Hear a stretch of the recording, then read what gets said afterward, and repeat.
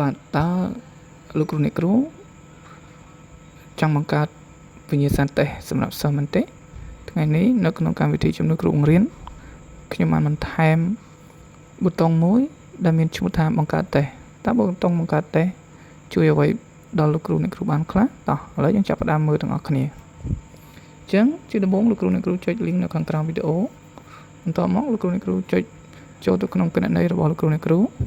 រួចលោកគ្រូអ្នកគ្រូចុចប៊ូតុងបង្កើតតេស្តបន្ទាប់មកលោកគ្រូអ្នកគ្រូនឹងបានចូលទៅកាន់ប៊ូតុងចូលទៅកាន់ទំព័រមួយដែលមានរូបរាងដូចនៅលើអេក្រង់នេះតើលោកគ្រូអ្នកគ្រូចង់បង្កើតតេស្តនៅកម្រិតថ្នាក់ទីប្រមាណដោយតេស្តរបស់យើងនេះគឺមានកម្រិតថ្នាក់មុខវិជ្ជាគំរូនៃការបង្កើតតេស្តគឺកម្រិតលំបាក20 60និង20បាទមានប្រភេទសំណួរចំនួន6អញ្ចឹងឧទាហរណ៍បើសិនជាខ្ញុំចង់បង្កើតតេស្តសម្រាប់ថ្នាក់ទី5ឬខ្ញុំចង់បង្កើតតេស្តសម្រាប់ថ្នាក់ទី6អញ្ចឹងខ្ញុំនឹងចូលទៅក្នុងកម្មវិធីនោះខ្ញុំបើកប៊ូតុងសៀវភៅហើយខ្ញុំទៅរកនៅសៀវភៅថ្នាក់ទី6មុខវិជ្ជាសិក្សាសង្គមបាទឥឡូវខ្ញុំនឹងយកមុខវិជ្ជាសិក្សាសង្គមនេះតែម្ដងបាទខ្ញុំនឹងបង្កើតវិញ្ញាសាសិក្សាសង្គមបន្តខ្ញុំនឹងបង្កើតនៅក្នុងទំព័រទី7 8អញ្ចឹងខ្ញុំថត screen ឬក៏ខ្ញុំ copy ជារូបភាពអញ្ចឹងខ្ញុំយក copy ជារូបភាព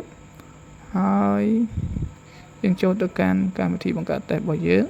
ហើយយើង Ctrl V ដើម្បីបិទភ្ជាប់រូបភាពនោះបន្ទាប់មកយើងរើសថ្នាក់មិញថ្នាក់ទី6មុខវិជ្ជាសិក្សាសង្គមអញ្ចឹងខ្ញុំយកសិលធម៌ពលរដ្ឋបន្ទាប់មកខ្ញុំជ្រើស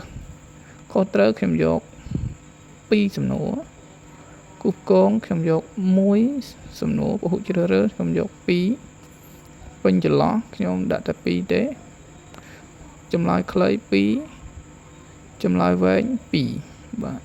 បន្ទាប់មកខ្ញុំនឹងចុចបង្កើតវិញ្ញាសាលើនេះខ្ញុំរងចាំបន្ទាប់ពីខ្ញុំរងចាំហើយវានឹងបង្កើតឲ្យយើងអ្វីដែលសំខាន់សូមឲ្យលោកគ្រូអ្នកគ្រូពិនិត្យមើលថ្នាក់ហើយនិងមុខវិជ្ជាតើត្រឹមត្រូវទៅតាមថ្នាក់របស់លោកគ្រូអ្នកគ្រូដែរឬទេពេលដែល AI បានបង្កើត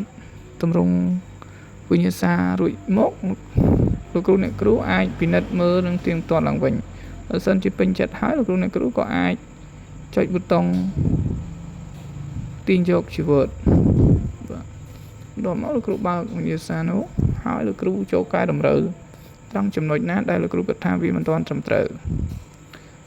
បាទអញ្ចឹងលោកគ្រូកែទៅតើកន្លែងណាដែលលោកគ្រូគិតថាមិនទាន់ពេញចិត្តលោកគ្រូអាចកែបានបាទដូចជាទំហំអក្សរឬក៏អត្ថបទមានកន្លែងណាខុសត្រូវអីលោកគ្រូអាចកែប្រែវាឡើងវិញបានបាទអរគុណអញ្ចឹងកម្មវិធីបង្កើតវិញ្ញាសាតេស្តនេះខ្ញុំមានតែប៉ុណ្នេះសូមអរគុណសូមលោកគ្រូអ្នកគ្រូជួយ Subscribe បើសិនជាគិតថាវីដេអូនេះមានប្រយោជន៍សូមជម្រាបលា